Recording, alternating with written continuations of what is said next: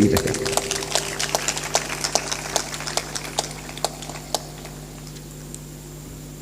ये कर्मों का प्रभाव, पुण्य करने से क्या होता है।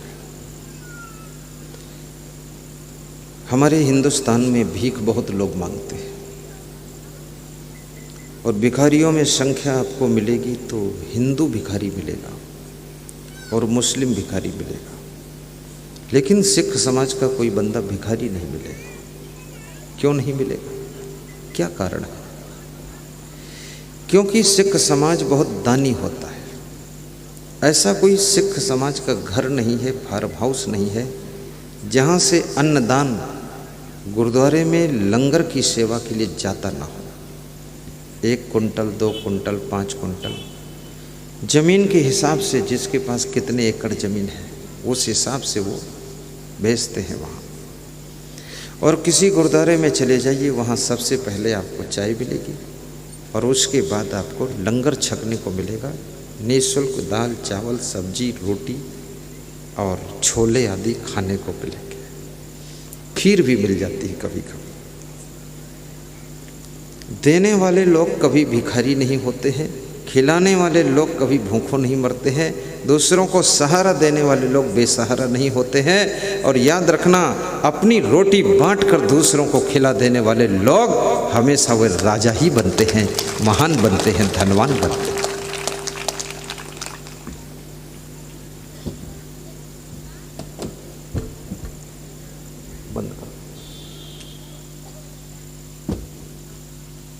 इसलिए तुलसीदास ने कहा है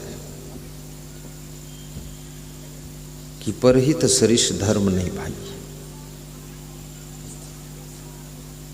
दूसरों की सेवा, परोपकार, धर्म के कार्य करने से बड़ा कोई और धर्म नहीं है। पर पीड़ा सम नहीं अधमाई है, और दूसरे को कष्ट देने से, पीड़ा पहुंचाने से बड़ा कोई पाप नहीं है। अष्टादश पुराणेषु व्यासस्य वचनम द्वयम पुण्याय परोपकाराय पापाय परपीडनम। 4 वेद 6 शास्त्र में बात मिली है दोय। सुख दीन है सुख होत है, दुख दीन है दुख होए। 4 वेदों का सार निकाला गया और 6 शास्त्रों को पढ़ा गया। उसमें से निचोड़ यही निकला कि दुख दीन है दुख होत है, सुख दीन है सुख होए। जो तो को कांटा बोए ताहि बोए तू फूल, तो को फूल के फूल है वाको है त्रिशूल।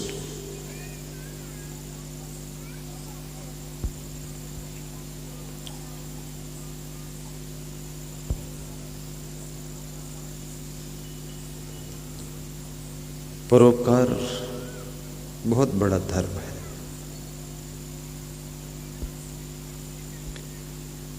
जितना संभव हो सके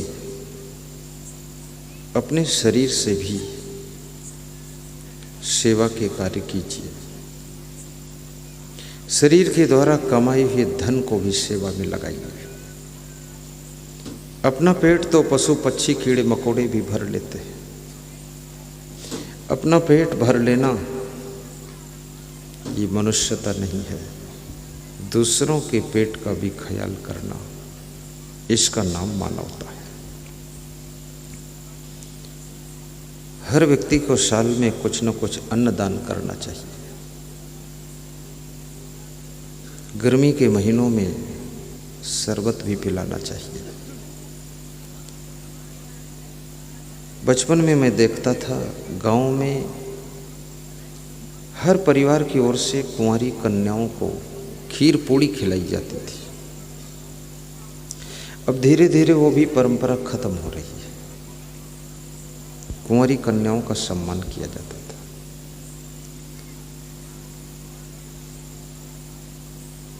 जिससे गांव में शांति का माहौल रहता था, परस्पर सौहार्द का भाव जगता था।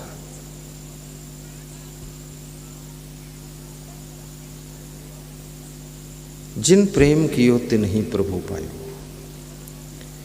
पशु पक्षियों से भी प्रेम कीजिए। पशु पक्षी बोल तो नहीं पाते, अपना दुख दर्द कह नहीं पाते। लेकिन मैं गुजरात में गया था, बड़ोदरा शहर में श्री रजनीकांत पटेल का मकान लगभग 1.5 करोड़ में बना था।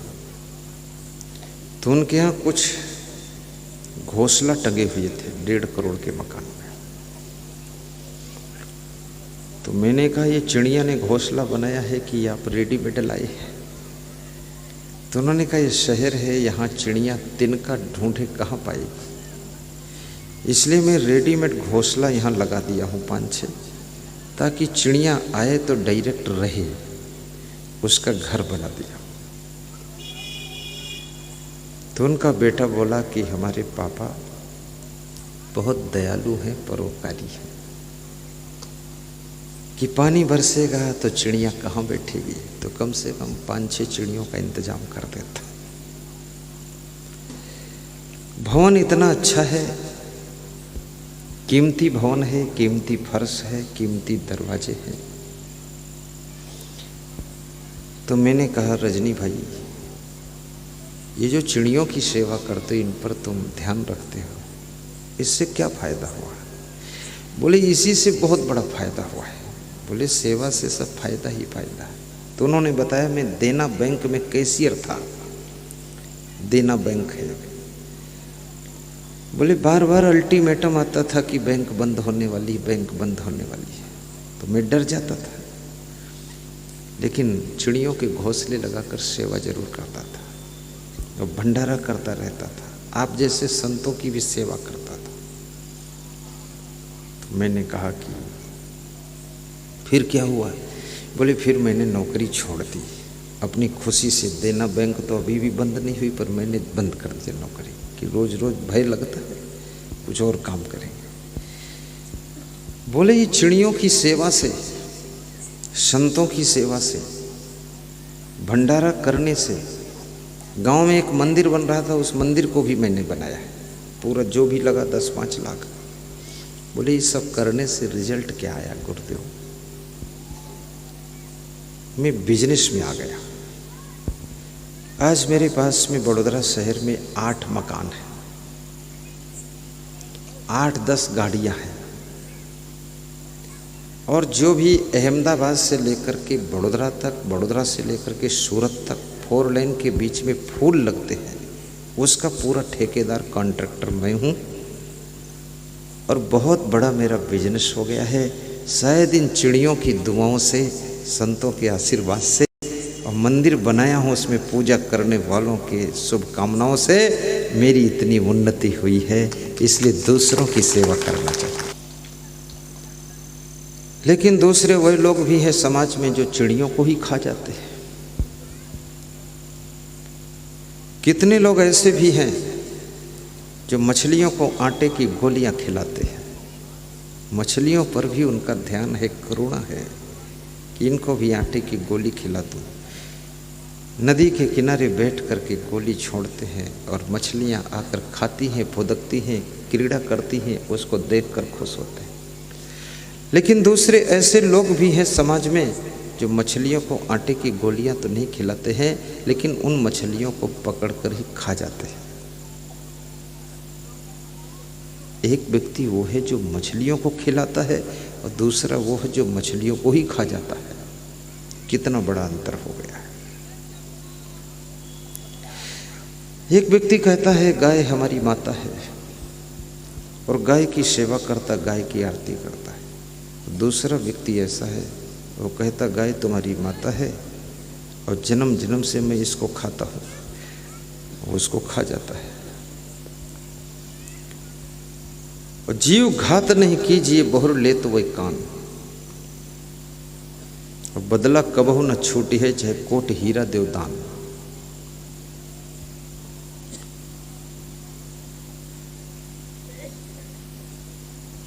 ये जो जीवों की हिंसा हम करते हैं,